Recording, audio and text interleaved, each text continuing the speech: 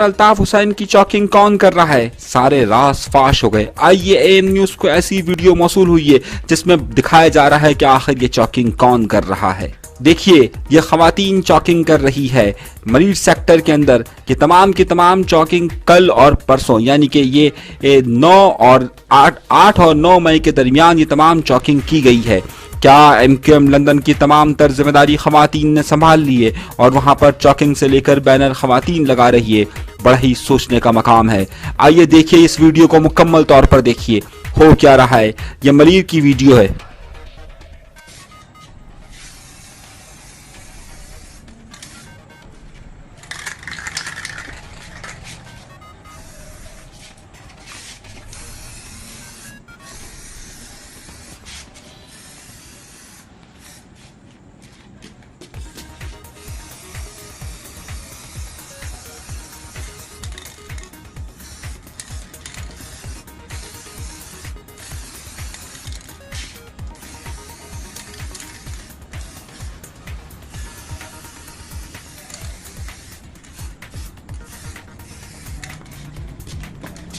Kecil, kalau saya kira kata